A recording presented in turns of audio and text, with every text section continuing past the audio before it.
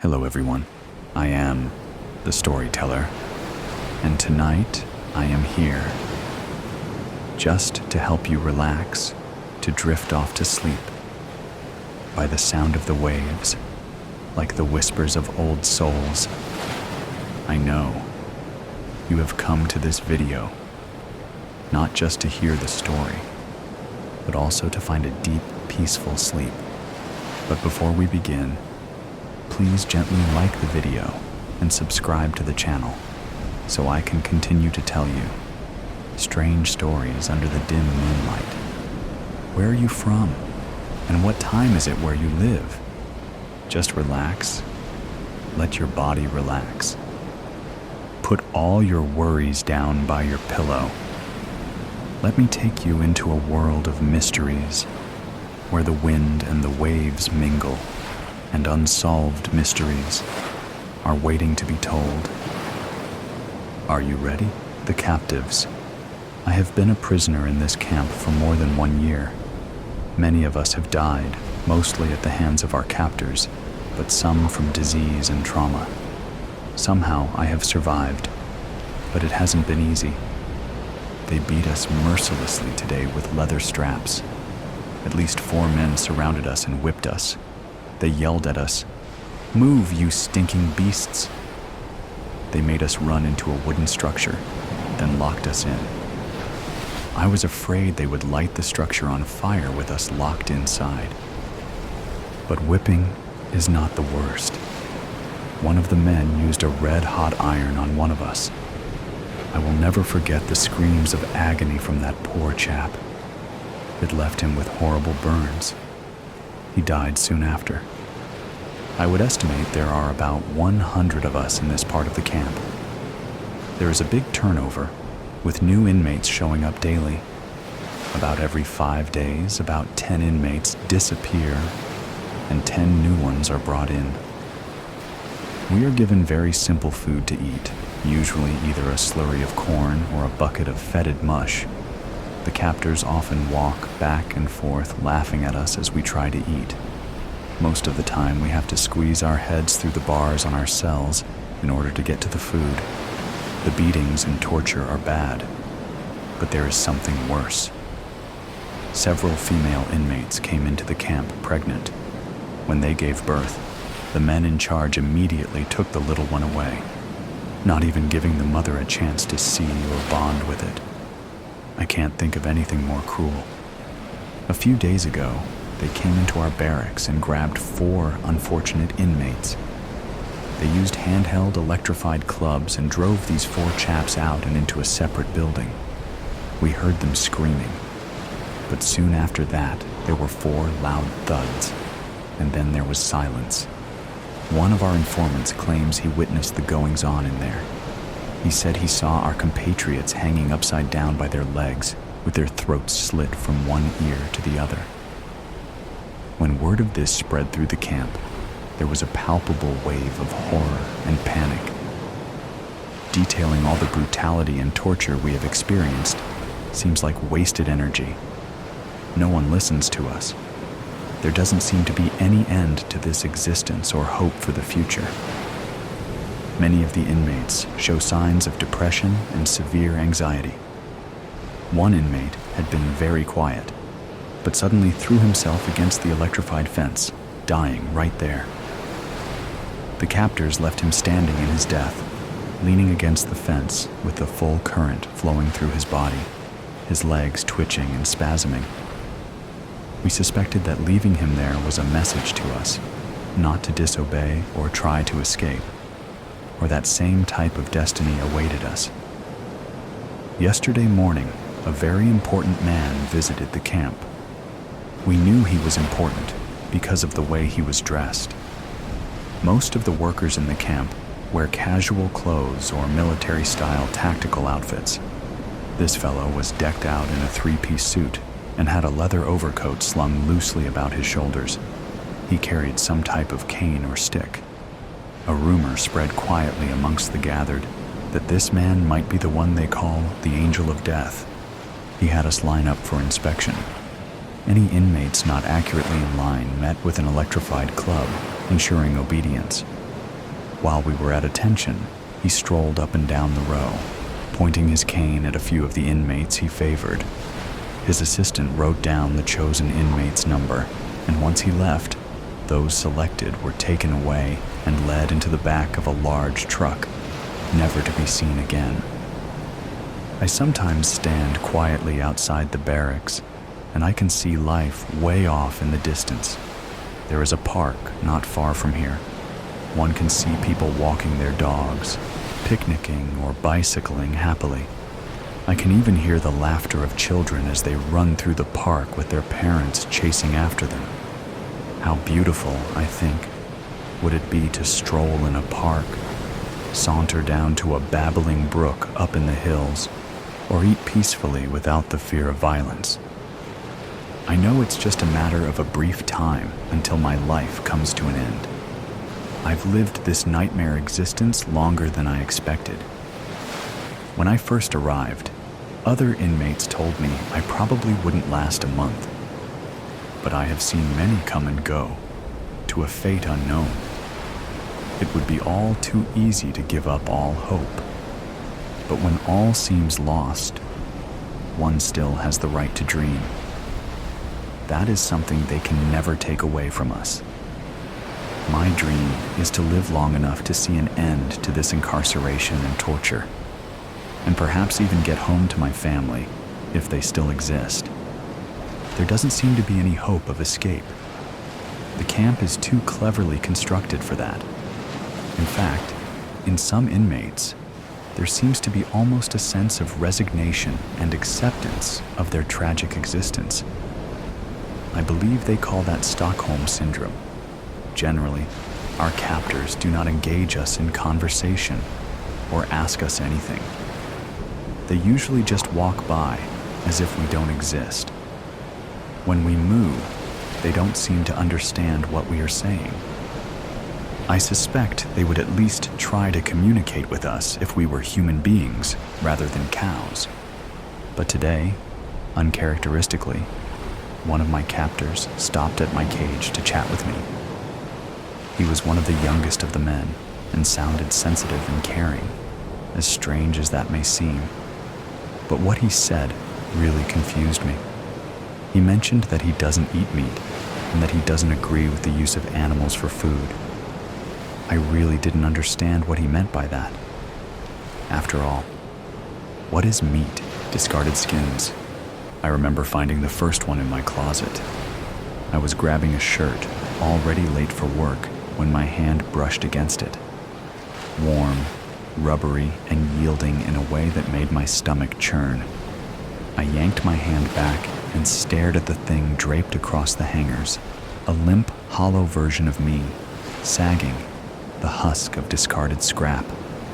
Its face, my face, stared back, lips parted in a silent plea. The eyes were in empty, gelatinous voids. I stumbled backward, heart pounding.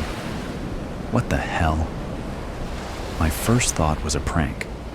Maybe someone had broken in, made a grotesque model of me, and left it here. But no one had keys except me, and the precision was unnerving. The scar on my chin from a childhood fall, the crescent moon birthmark under my collarbone. It was all there, rendered in grotesque detail. I grabbed it by the shoulder and shook it loose. The whole thing collapsed into a heap on the floor, as weightless as air but uncomfortably warm to the touch. The closet smelled faintly of salt and decay. I shoved it into a trash bag and tossed it in the dumpster before driving to work. The image of its slack jaw burned into my memory. By noon, I'd convinced myself it was some sort of vivid hallucination brought on by stress. Too much caffeine, too little sleep. But then another appeared. This one turned up under my bed. I was searching for my phone charger, and there it was, sprawled in the shadows as if it had been waiting. The hollow replica of myself, limp and sagging, carried a new, unsettling alteration. The left hand was missing 2 fingers. When I examined my own hand, my stomach lurched. My pinky and ring finger felt cold, numb, almost alien.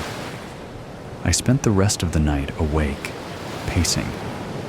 The discarded skins weren't hallucinations. By the end of the week, I'd found 4 more. One in the passenger seat of my car, another hanging from the shower rod, dripping as if freshly peeled. Each time, they became less complete. The one on the couch had a gaping hole where the stomach should have been. The one in the garage? Its legs ended in frayed, uneven stumps. The air around them carried a faint static charge, buzzing against my skin. Each discovery left me more hollow, more off. My reflection in the mirror didn't feel right anymore. My movements lagged, mimicking a glitching video feed. And then there was the itching, deep beneath the skin, under muscles, along my spine. At night, I lay rigid in bed, clutching the sheets as my body writhed with an electric discomfort I couldn't scratch away. It came to a head when I decided to burn one. The 5th skin had appeared in my kitchen, slumped in front of the fridge as though it had crawled there to die. I dragged it into the backyard, my hands shaking, the trash bag hissing against the grass. The lighter fluid splashed across its surface, glistening with an oily sheen. I lit a match, my breath hitching as the flame licked the edge. The smell hit me first, a sharp, acrid reek that turned my stomach. Then came the pain. It began in my fingers and tore through my nerves, jagged and relentless as barbed wire. I dropped the match and crumpled to my knees, screaming. A creeping pressure surged beneath my skin, straining it to the point of tearing. The fire hissed and died, the skin untouched. My hands trembled as I ran my fingers along my own arm, and that's when I felt it. A seam, almost invisible, running along my wrist. I tugged at it instinctively, and a sliver of my own skin peeled back. Beneath it, I saw something. Not muscle, not bone. A gleaming dark mass, rippling with a life of its own. By morning, the itching became a torment. My flesh crawled with a million tiny, unseen legs, gnawing from the inside out. I refused to look in the mirror. The reflection had grown wrong in ways I couldn't articulate. Bloated, pale, stretched over bones that no longer seemed mine. My skin hung loose and clammy, as if it had been boiled and left to cool. The newest, discarded skin sprawled across my bed, twisted and lifeless, a corpse dissected and abandoned. Its lips twisted into a leer that mocked every natural expression I'd ever made, teeth crooked and too large for its face. The jaw sagged open, dripping a viscous fluid onto my sheets, the stench acrid and metallic. Its hollow sockets bored into me, accusing, demanding. I couldn't bear it. Something inside snapped. I slammed the door, dragged the blinds down until the room was a darkened tomb, and staggered to the kitchen. My hands found the knife before my mind caught up. The cold steel trembled in my grip as I returned to the mirror, heart hammering. The reflection stared back, and I almost didn't recognize it. The eyes were sunken pits. My lips, cracked and scabbed, quivered against yellowed teeth. My skin, gray, translucent, and slick with sweat, clung to my frame, taut and unnatural, as if it might split at any moment. My fingers shook as I dragged the blade to the seam on my forearm, the line that had appeared days ago, mocking me with its symmetry. I pressed and sliced. Pain erupted, white-hot and electric, but it wasn't what I expected. The sensation burrowed deep, raw and satisfying, scratching an itch buried beneath the skin. The blade slid through the flesh, parting it in a jagged, bloodless line. The skin didn't bleed. It peeled, curling back in thick, mucus-slick layers that made my stomach churn. Beneath it, something pulsed, a living, glistening black mass. The surface shimmered as if oiled, twitching in time with a heartbeat that wasn't mine. It smelled of iron and something sharper, something alive. Breathing heavily, I dug my fingers under the edges of the peeling flesh and pulled. The old skin came away in long, rubbery sheets, each strip making a wet slap as it hit the floor. My jaw clenched against the growing agony, but I couldn't stop. My muscles burned. My vision swam, but I ripped and tore until the ground was littered with fragments of my former self. When I straightened, the thing in the mirror took my breath away. It stood tall, its surface an obsidian ripple of sleek muscle and unearthly symmetry. Tendrils of faint light coursed beneath its surface, illuminating veins that pulsed with a rhythm that felt powerful, infinite. Its eyes glowed faintly, their intensity alien but familiar. They stared back at me, not with fear, but with hunger. The itching was gone. The weight, the sickness, the exhaustion, all gone. What replaced it was sharper, stronger, undeniable. I flexed my fingers, now black and fluid, watching them ripple and contract. Beautiful living shadows. The old skin on the floor quivered, lifeless and grotesque, a shed chrysalis. These weren't warnings. They weren't signs of decay or disease. They were preparations. I hadn't been dying. I'd been transforming. The knife dangled in my hand, forgotten, as I gazed down at the heap of who I'd been. My lips curled into a smile, sharper and wider than it had ever been before. I turned away from the old me, opened the door, and stepped out into the waiting night, drowning in the milk of the moon.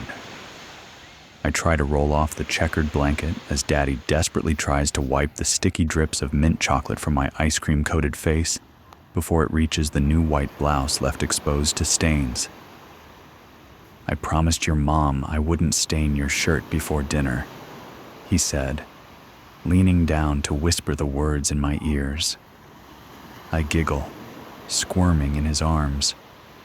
My eyes drift past the nearly empty playground to a pair of eyes in the bushes. The setting sun makes them glow. "Daddy, look! The bush has eyes!" He glances at where I'm pointing, and the eyes disappear. I gape after them. "Nothing there," he says distractedly, going after my face with the wipes again. "Now stop squirming, little worm." I giggle again, finally staying still for him to wipe half the mess off my face. The playgrounds are empty now. Movement catches my eye. Feet on the cold, crunchy grass. They're held by tearing sandals. "Daddy, look," I say, pointing at the owner of the feet.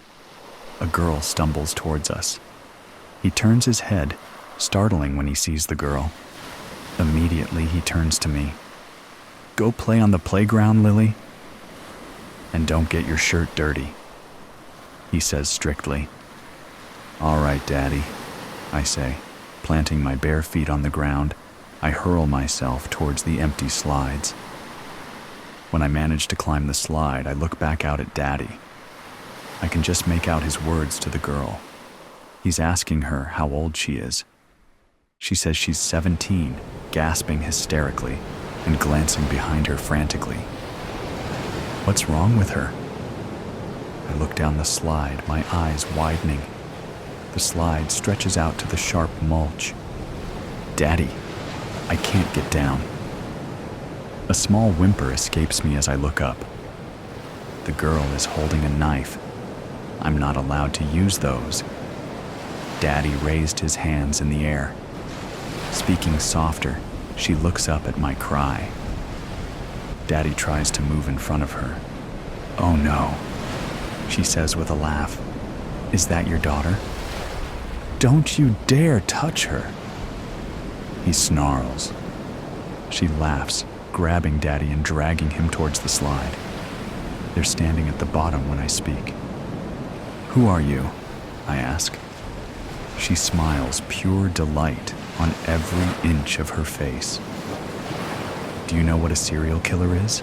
She asks. I shake my head no. Well, I go around, and when I see someone with pretty eyes, she brings the knife to Daddy's throat. I frown again. Knives are dangerous. She should be more careful. I take them out of people. That way I can look at them forever. Why do you have a knife? Knives are dangerous, I say. Can you help me down? I'm stuck up here, I say. No, Daddy bursts out. Lily, go the other way. Run. No, the girl says. You won't. Do you know what color your eyes are? She asks. I look at Daddy. He looks scared. They're quarter-colored, I say, reluctantly looking back at the girl. The girl laughs pure delight in every bit of the sound. You and your daddy's eyes are wonderful. She looks at Daddy, throwing him a smile. Lily, that's your name, right? Yes, I say. She smiles, laughing again. They're gray, like the milk of the moon, an ink-black iris drowning in the milk of the moon. She gives a soft groan of pleasure. Oh, that just sounds so beautiful, doesn't it, Lily? My eyebrows creased in confusion. The moon doesn't have milk. She sighs. Well, I think it's time to cut this meeting short. Where are you going? She smiles. Well, after I take your daddy's eyes, I'll go find a nice, pretty pair of amber ones. How will you take Daddy's eyes? I'll cut them out, she says. Just like this. She presses the tip of the knife to the skin just below his fuzzy eyebrows. He tells me to cover my eyes just before he starts screaming. 16 years, 43 days, 19 hours, and 37 minutes later. Hey, Lily. How are you doing? I startle, looking up to see Mary on the other side of the receptionist's desk. Hey, Mary. I'm all right. Why? She slides a newspaper article onto my desk, dragging her eyes from mine. IRISSTRIKESAGAIN. The famous Boston serial killer, nicknamed Iris for her obsession with her victim's eyes, strikes again. This time taking the life of a 43-year-old businessman, Trevor Clint, was found with his eyes carved out of his face and left dead. This victim sported violet eyes, a very rare eye color brought on by albinism. He was a family man, survived by his 2 daughters and wife. The police force wants to reassure the public they are doing everything they can to stop Iris. Anyone with any information on Iris is asked to come forward to police or call the following number. I slide the newspaper away before I can read anymore. Bullshit. They haven't done crap to find her. She's been roaming around, killing man after man. Half the world is too stuck up to believe that it's a her. The other half is so busy being offended by the misogynistic asses who refuse to accept it could be a woman they forget that the real problem is the serial killer. The police force is too worried about drunk teenagers and day-late taxes that nobody bothers to look for her until they don't have the eyes to look. I'm taking the day off, I say sharply. Mary opens her mouth for a moment, then shuts it. I clench my teeth, grabbing the newspaper, and quickly slip it into my bag. I navigate the room full of sympathetic eyes. I hate eyes. Hate them more than anything else on the human body. Hate the way they move. Hate the way they follow every movement. More than anything, I hate the way they look when they're carved out of someone's head. I rap on the door to my boss's office. His muffled voice gives me permission to enter. I walk into his office, head downcast. He looks up from a call, sympathy immediately crossing his face. I hate sympathy as well. Hate it more than the whispers, the news articles, the interviews. Sympathy and eyes, my two worst enemies. I bite back a bitter, deranged laugh at that. I grit my teeth, putting on my best, the daughter of that dead guy voice. One I quickly realized got me farther than a bristly, angry snap. I'd like the rest of the day off. I lower my voice to a whisper for extra effect. "Of course, Lily," he says quickly. "We're all here if you need us." I don't put the effort into faking a smile. Just nod softly, mutter a thank you, and leave the office. In the lobby, I glance in a mirror, stare at my eyes, the same eyes that got carved out of my father's head. An ink-black iris drowning in the milk of the moon. I turn away before I break something. I walk out of the office and glance at the clock. I have 2 hours to get there, and 2.5 hours before dark. 2 hours, 23 minutes, and 49 seconds later. A figure clad in black slips next to me. I've been sitting on this bench for an hour. The water soaked through my jeans to my flesh. Shivers run through my body. "Glad to see you again, Lily," she says. There's something about her voice, always moments away from bursting into a cruel, mocking laugh. It feels like a knife dragged across teeth. I shudder, glad the shivering covers it. I grip the knife in my pocket, looking at the last children leaving the playground.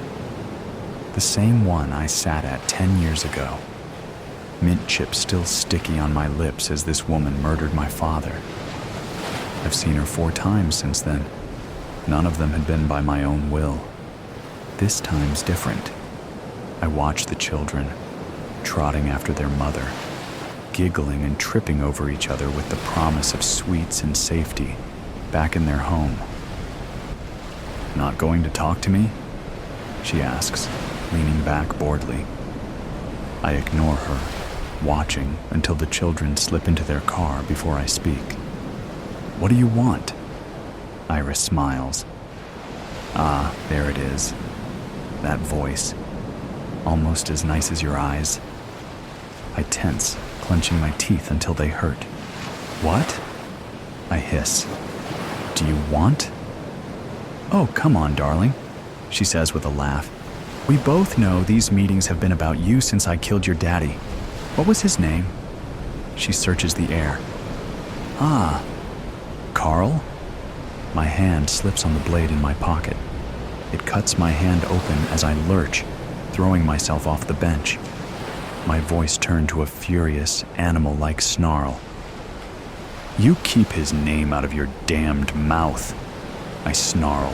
My hand comes out of my pocket, dripping blood. She looks at it, then laughs. Standing up, she walks up to me, leaning in so I can feel her breath on my nose. I can smell it. I'd always imagined her breath smelling like rotting flesh, like death, like power. Instead, it smells like mint, almost like she's just eaten a piece of gum. "Ah, what are you going to do? Kill me?" She coos, taking my bleeding hand in hers. She inspects it in the quick fading light. Sad Lily. Pathetic, really, but I'm not one to toy with my meal. That includes name-calling. I snap. My unoccupied fist curls in on itself and slams into her head. She reels from the hit, staying on her feet and launching back to retaliate. I bring the knife out of my pocket and start swinging at her. I've gotten her in the head, the arm, the leg. Thump, thump, thump. Every single kick I land brings complete, utter euphoria. It's a high I've never experienced. She stumbles, hitting the ground. I drop to my knees and punch her in the jaw. Over and over She still struggles as I take the duct tape I bought out of my bag and press the adhesive over her mouth, tying her hands behind her and wrapping her ankles to stop her kicking. Then I yank her hood down, looking into her eyes. They're not afraid, just angry. I stiffen. This was the moment I dreamed of. I wanted to see the fear in her eyes. They're perfectly, utterly plain. Not rare, not beautiful, just there. Muddy, plain eyes. Unbridled, burning rage makes it hard to focus. I feel dizzy. Dizzy is such a good way. All the pain gone, my only focus on how to hurt this monster. How's it feel? I whisper, a laugh escaping my throat as I lean down to speak in her ear. Let me tell you, Iris, you are not getting away today. You are dying, whether I drown you in the milk of your damn moon.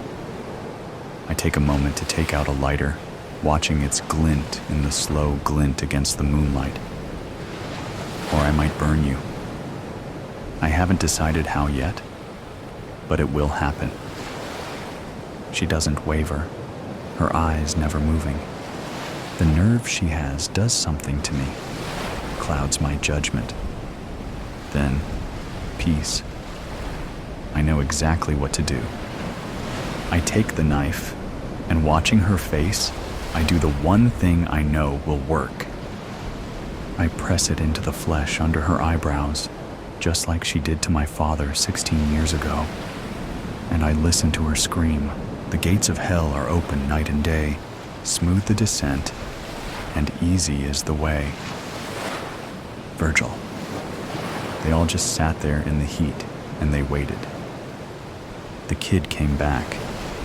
He was walking down the platform with his head hung low, sweat running down his pimpled face, like always. He was 16, but looked more like 13, short and skinny, with longish dark hair and a black eye. The black eye was always there. It never faded. He took a seat at the end of the bench with the others and looked down at his dirty old sneakers. Roman. Same shit, little man? The kid. Yeah. Roman. I don't know why you even bother no more. They all just sat there in silence. Sandra. It's so hot today. 3 of them looked at her. Roman. Bitch. It's hot out here every day. Sandra. I told you not to call me that. Colonel Duval. Roman, please. Roman gave a tiny chuckle and pulled the pack of Newports from his pocket and lit one up. That pack was always near to full. He exhaled some smoke and looked down the tracks into the distance where the rails slowly bent off into the trees and out of sight. Sandra wrinkled her nose and waved the smoke away. Roman. Man, when this train gonna come? Brian.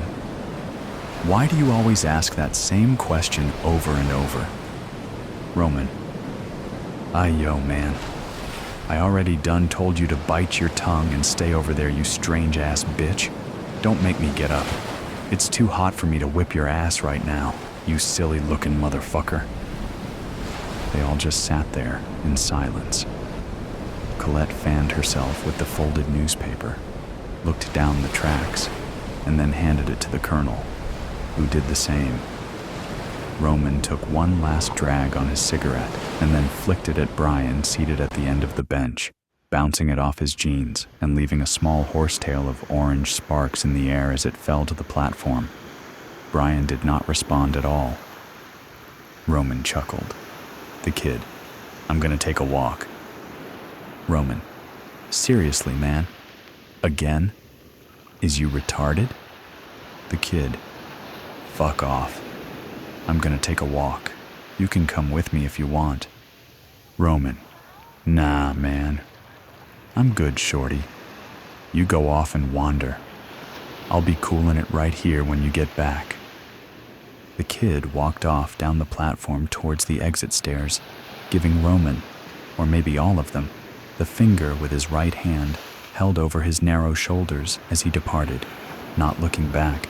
As he passed the thermometer mounted on the wall, the temperature read 117 degrees Fahrenheit. Always 117 degrees Fahrenheit. Always. Colette, can someone remind me how he got here? I know he's told me, but I just can't remember. Sandra, me neither. They all just quietly sat there in the heat for a while, Roman looking down the tracks every minute or two. He lit another Newport from the bottomless pack.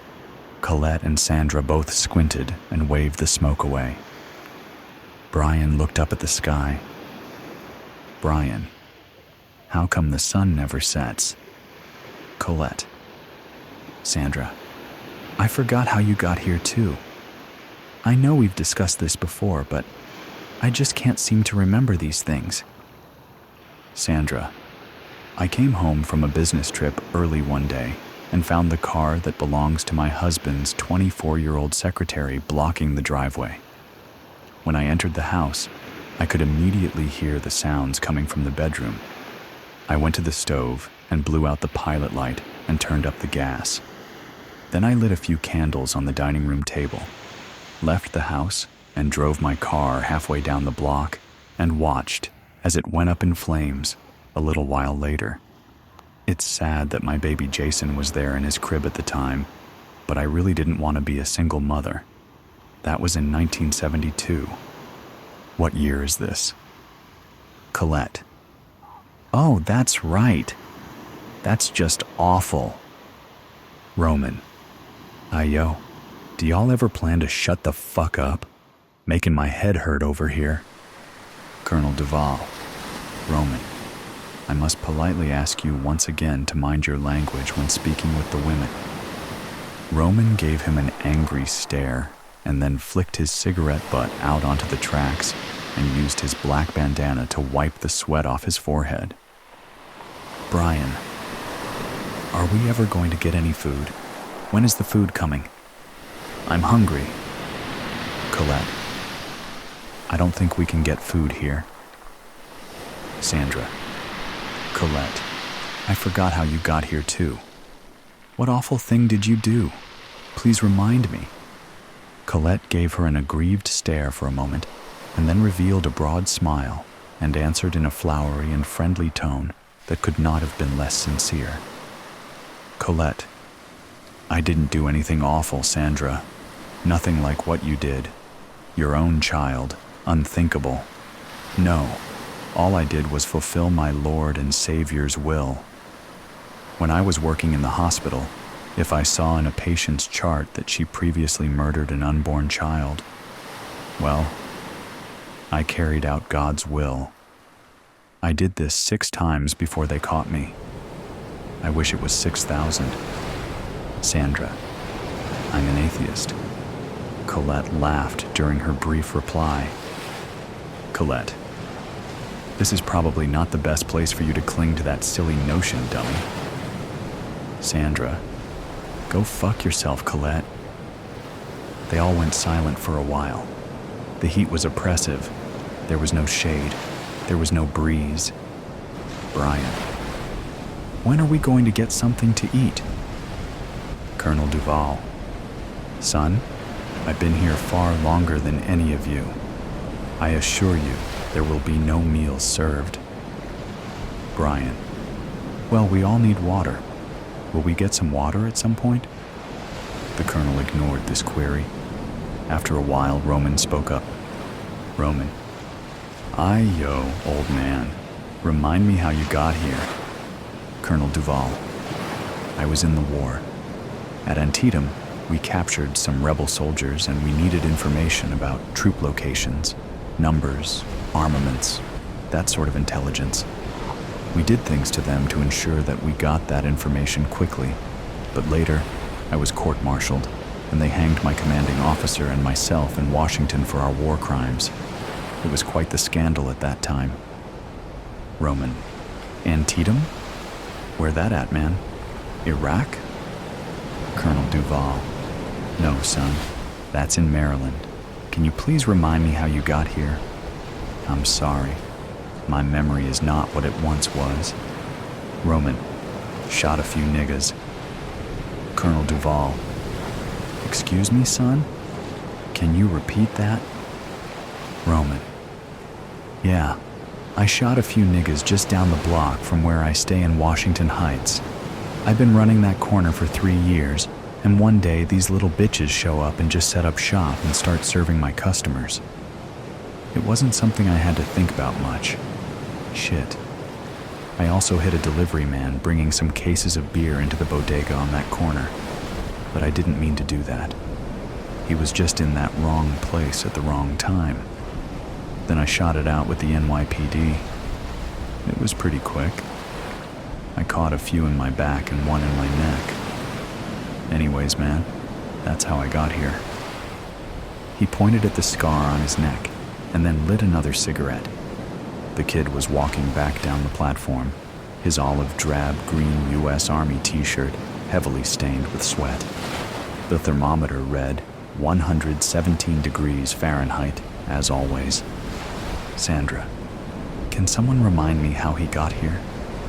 I can't seem to remember these things for long, for some reason. Colette, I don't recall either, but I'm sure he didn't burn his child to death. Sandra shot an angry look back at her, scowled and looked away, crossing her arms over her chest. Roman looked down the tracks. Sandra, fuck you, Colette. Colette smiled, smugly. Roman, man, when this train gonna come? Sandra, I do feel really bad about my son, Jason. I just didn't know what else to do in that moment. That's why I drove to the bridge afterwards. The kid took a seat at the end of the bench. Sandra, hey kid, I'm sorry. Can you please remind us how you got here? The kid, I took my dad's pistol to school, and I shot a few bullies and this one asshole gym teacher. Then I shot myself. The kid never said very much. Roman, same shit, little man? The kid, yeah, I walked and ended up right back here, just like always. Felt like I was walking for 2 hours.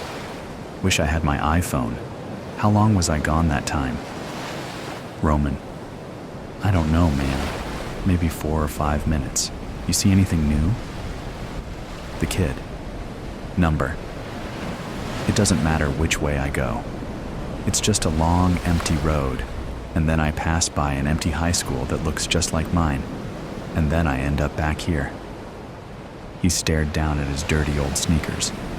Colette, maybe next time you should stop in that school and take some geography classes. She laughed at her own joke, and the kid shot her a grave look. Sandra did too. Sandra. Jean-Paul Sartre said, "Hell is other people." I think he was right. Sandra crossed her arms over her chest and looked away. Colette, how did you get here, Brian? Brian, I already told you. I took 17 women between 1985 and 1992 before I was arrested, mostly prostitutes. Then I was on death row down in Huntsville for about 14 years until I ran out of appeals. Are they going to bring us any food? They all went silent for a while and stewed in the heat of the brutal, unyielding sun.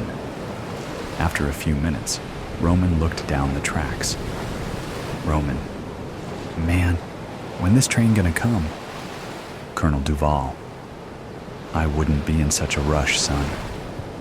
Roman, oh yeah, why dat? Colonel Duval paused and looked at the tracks running off in the opposite direction, towards the desert, before looking back at Roman. Colonel Duval, well, son, we don't know where that train is going to take us, do we? He paused for another moment and stared off towards the desert again. He spoke without looking back this time. He spoke quietly. Colonel Duval, maybe this is the best part. What if it only gets worse from here? What if this is just the beginning? Roman lit another cigarette and then turned away and quietly stared in the other direction. down the tracks to the point where the rails bent off, and disappeared beyond the trees. He exhaled, and the smoke drifted down the bench towards the others. They all sat there and waited for the train. Eventually, the kid took another walk, and then returned a short time later, drenched in sweat. Brian remained hungry. Colette and Sandra refused to look at one another. The colonel had a solemn cast to his face, and Roman continued to reach into his endless pack of cigarettes. The temperature was 117 degrees Fahrenheit. They all just sat there in the heat, and they waited. How to go back. 2 years ago, I stared into the eyes of a little dead girl. She was sprawled on some highway, deep in what used to be the Midwest, her dead, fermenting eyes staring past me, and up, up, up into the sun-bleached sky. They didn't leave many bodies behind when they left, didn't want to find skeletons when they came back, I assume. Her skin was dark and leathery. There was a hole growing in her cheek. Blue tendrils came twirling out of the rotted, bony mass with those little orange tips. I wished they were green. I missed the trees, the grass. The closest thing to nature are the dead bodies with the synthetic viruses, eating themselves towards the clouds. Puny fingernail scratches on deep blue skin. She might have been dead for 3 months, 6 at a stretch. The first thing I felt when I saw her was excitement. She was the closest thing I'd seen to another person in 6 years. My father's body had been more pristine, less infected by the now, a perfect conservation of the then. There was only the tight, red little hole in his temple, the pool of dark, sticky blood pooling around bits of his brain, staring at me like a sick, foaming, red-furred dog.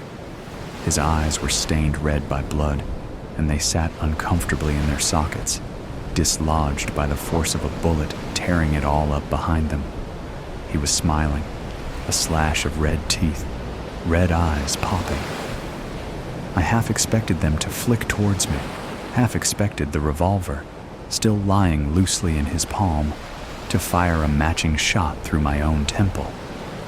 I was relieved when he killed himself, as I was when I saw the dark hole in that little girl's cheek. I took the gun, I took his shoes, I turned around, and I left. As I reached the crest of the yellow hill, I looked back at him, lying like roadkill on the highway, in the dead yellow grass, our truck lying upside down, smoking, a few feet away. I wiped blood from my forehead, and I pressed on, the sun belching like a toad-white bubble of heat that burst around me periodically. There was a similar gunshot in the little girl's calf that poked out from her purple nightgown. It was the nightgown that made me vomit. I heaved onto the tarmac. I heaved and I heaved.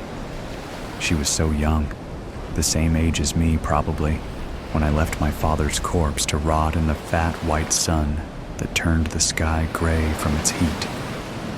It happened in the night, I thought, sitting on the tarmac, staring at the little dead girl. There were faint, sun-baked faint tire marks on the road. She had gone, I thought, so young. She died, seething with red-hot pain, alone in the inky night, not an inkling of who she once might have been. The sun was rising, the sky was losing her blue. The pile of vomit to my side would begin to cook soon, like a stinking goose egg in a frying pan. I stood up. I looked at her once more, a china doll, cracked up and fading in the sun. I turned my head back to the road, the tarmac melting into a black puddle on the horizon.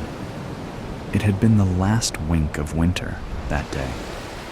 Or what would have been winter? My diary says so. March 3rd.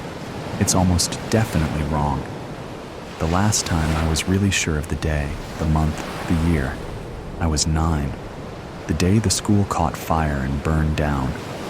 The village burned for a week. The school was first, a black plume into the purpley gray midday sky. The grass was already threadbare, yellow. The buildings were lazy, wooden shacks, standing crooked, haphazard, peeling rows like a pile of matches. It's difficult to build, gather materials, do anything at all when you swelter all day under a rock or in a shack waiting for the midnight hours. The village burned, and then Grandma picked up bleach on the exodus, and soon everybody was gone, my father on his way. That day, after seeing the dead girl, I had collected enough gas and food to wait out the summer in the caves. They were damp, dripping places if you went down far enough. It stank of rotted bodies, those who had starved or gone, but it was cool. It was dark. It was safer than third-degree burns and snarling tumors all summer long. I remember I'd left it so late that I knew to stop driving and lie in the grass under the car. I usually passed out from the heat after an hour or so. When the sun was lower in the sky, orange and red, the sky green and pink, I poured water over myself, guzzled it through my cracked, bleeding lips. And then I drove, and I drove. I'd left it so late, so dangerously late, that towards the end of the journey they started appearing in the sky. Small, black dots at first, but they got bigger. They're ships, full of, I don't know, probably scientists in gray coats, watching, waiting for everything to die so they could start again. They're nothing but black pebbles in the sunset to me, and they disappear in the safety of the night. Black pebbles, no windows, no movement, no noise. They've no exhaust fumes, no visible sign of life. They just float calmly in the sky, black beads, watching as Earth eats itself like a coyote starving in the desert, picking at its own ribcage for morsels of its fleshy stomach. A stomach long gone. That little dead girl was a premonition, I suppose. It had been a silent, dissociative half-decade of white, silent heat. Each year dripped onto my lips like the last of the water in the hip flask I dangle now, as I speak, above my head. I should have been gone for the caves days ago. I stand on the roof of a gas station. It's midday. The sky is clear and gray. The yellow-brown plains sprawl outwards, forever on all sides. The highway cuts a black line down the middle. There's the occasional Lone Ranger, a telephone post in the distance, the hollow carcass of a tree. It's silent. So silent. Silence as deafening as a Red Sea, crashing down on my shoulders and burrowing into my dry, blistered throat.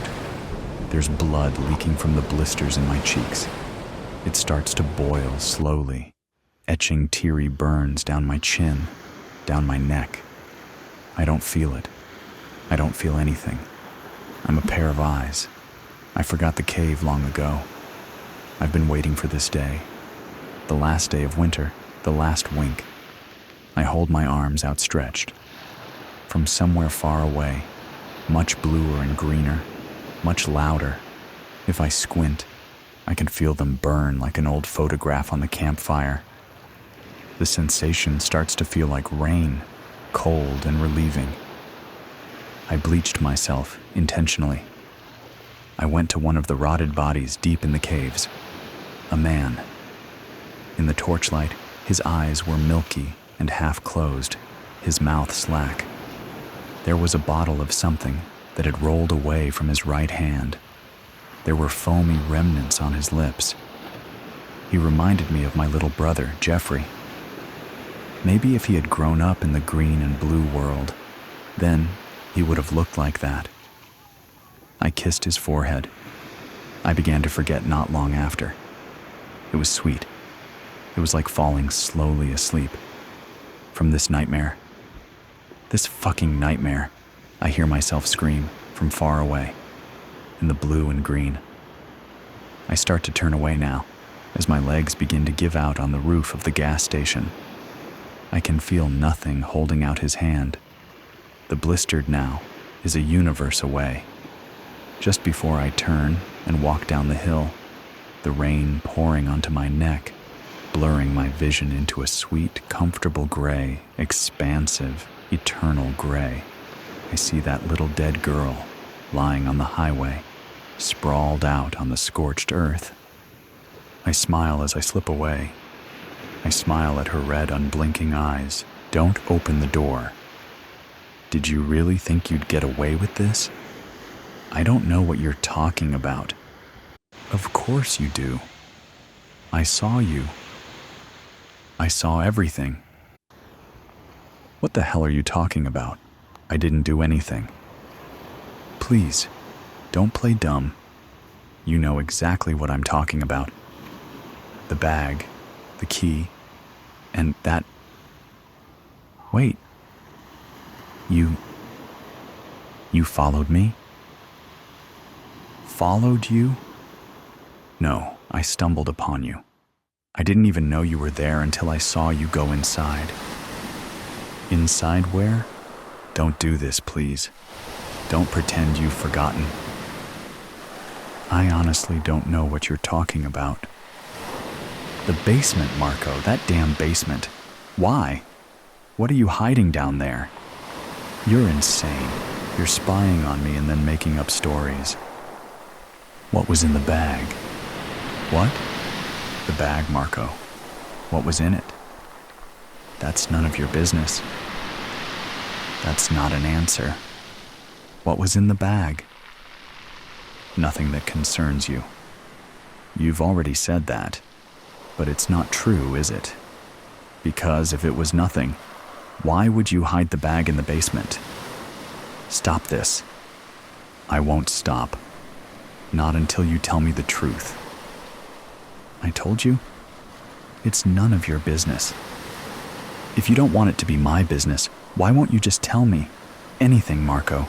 Give me a reason to believe you. You don't have to believe me. Marco, please. What did you do?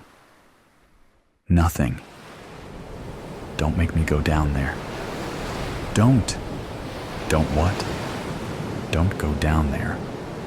Why? What will you do if I go? Nothing.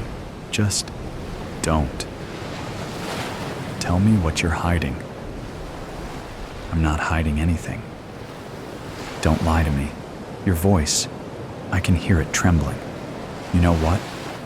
I'm going down there. No, don't. Stop. Yelena, wait. Why should I stop, Marco? What will happen if I keep going? Please don't.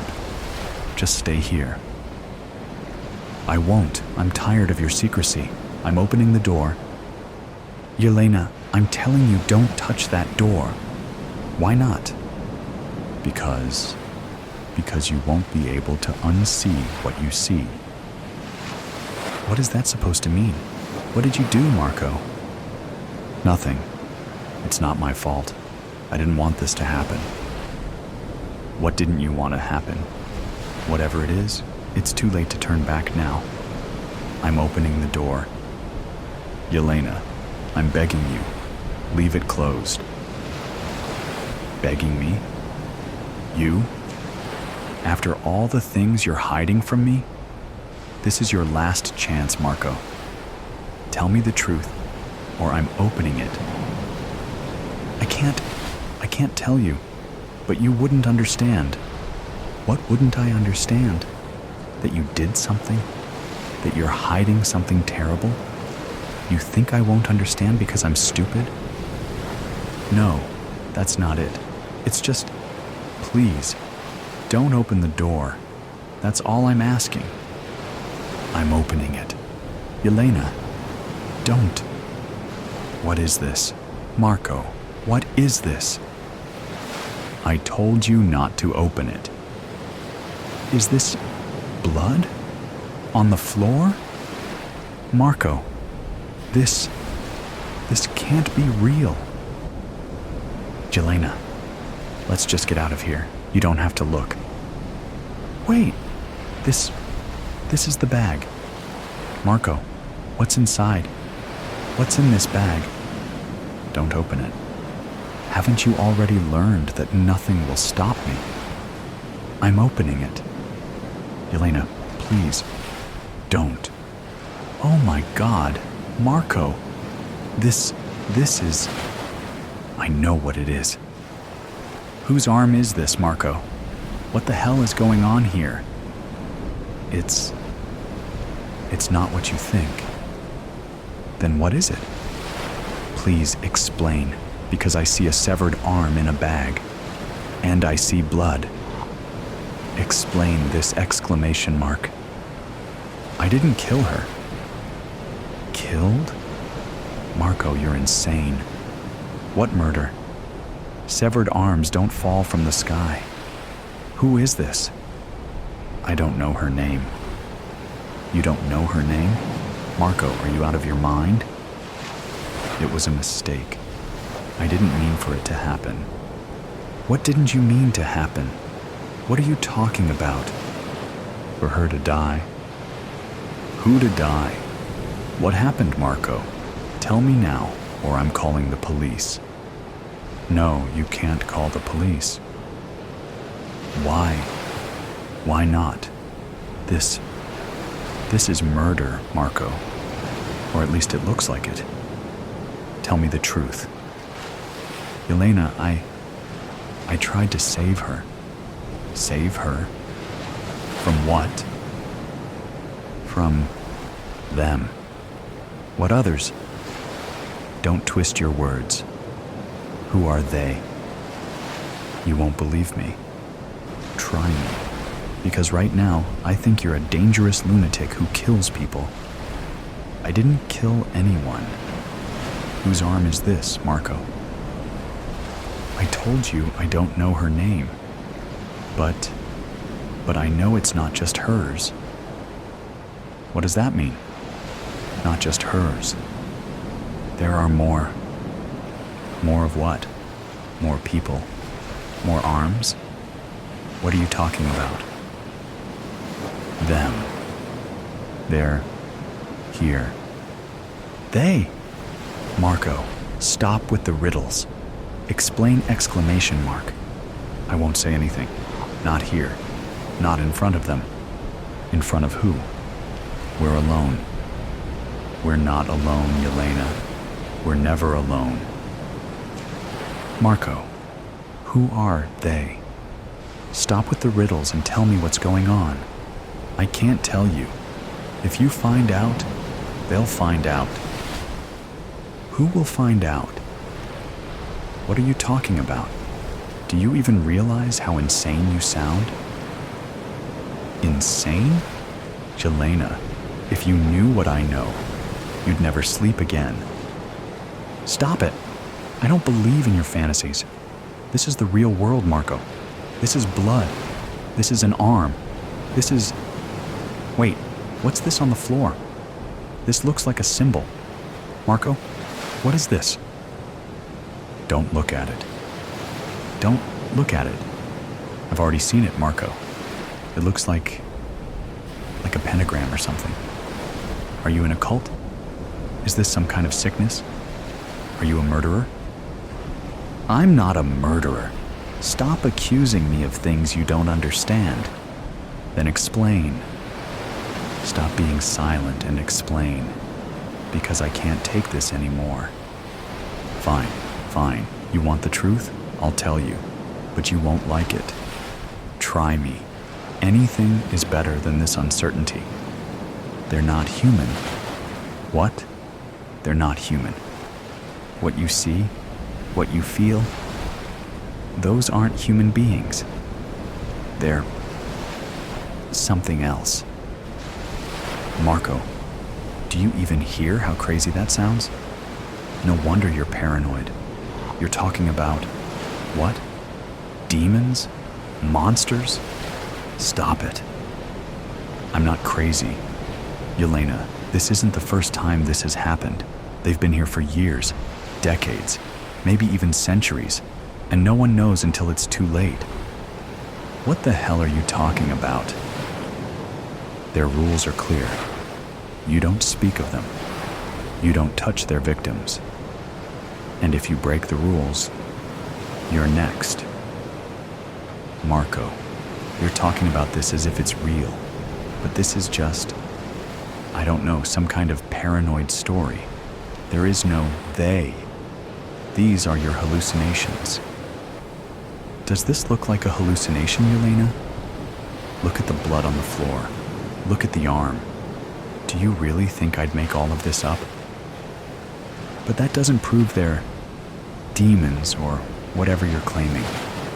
This could be, I don't know, the mafia, a cult, someone real. I wish it was, but it's not. It's not something you can understand until you see them. I see blood, Marco. I see the symbol on the floor. But none of that proves your story. This is madness. Pure madness. Yelena, just listen to me. If you want to get out of here alive, you need to stop digging deeper. They already know you're here. Marco, this is too much. I'm calling the police. I can't do this alone. You can't call the police. Yelena, they can't help. Why? Why not? Because the police have already tried, and there isn't a single officer who's walked out of this basement alive. Stop it. Listen to yourself, Marco. This is... Shh. Yelena, quiet. What? Do you hear that? I don't hear anything. Marco, stop it. Quiet, Yelena. They're coming. Who's coming? Stop it. Stop playing games. Yelena, please, don't breathe too loudly. Just stay still. What? What is that sound? Marco, what is it? I told you not to open the door. Now you've woken them. Who are they, Marco? What is that? What are those lights? Those eyes? I told you. Marco, what's happening? It's too late, Yelena. It's too late. No, Marco, don't do this. Don't leave me here. I'm sorry. You have to face this alone. No, don't. Marco, don't leave. Marco. Marco. Yelena, listen to me. Listen carefully. Stay still. Don't move. If you stay still and don't make a sound, maybe they won't see you. What? What won't see me? Marco, what are these? These creatures? These eyes? These hands? What the hell am I looking at? Don't look at them. Don't look into their eyes. But they're everywhere. What do I do? How do I not look? Yelena, just close your eyes. Breathe deeply. They can sense fear. The more you're afraid, the closer they'll come. How can I not be afraid? Marco, what are these things? I told you, they're not human. They're things. Even I don't know exactly what they are. I just know they're not from this world. You're insane. You're completely insane. This isn't real. This is a dream. It has to be a dream. Yelena, this isn't a dream. If it were, you wouldn't feel the cold. You wouldn't feel their breath on your neck. What? What did you just say? On my neck? Don't turn around. Ah! Marco, they're here. I see them. Don't look into their eyes, Yelena. I told you, close your eyes. I can't. There are too many of them. They're staring at me. Yelena, calm down. Breathe. You have to breathe. Marco, they're getting closer. Marco, please, help me. I can't. They've already seen you. What? What does that mean? Marco, Tell me what that means. It means it's over. There's nothing I can do. It's too late. No, don't say that. There has to be a way. There's a way out, right? The only way was to never wake them. Please, I can't do this. Marco, they're touching me. Marco, don't scream. Don't give them a reason. I can't take it anymore. Ah! Jelena, no exclamation mark. Marco, they're pulling me. Marco, help me. I'm sorry. I'm so sorry. Don't leave me. Don't. Jelena, forgive me. No, Marco. Ah! I told you not to open the door.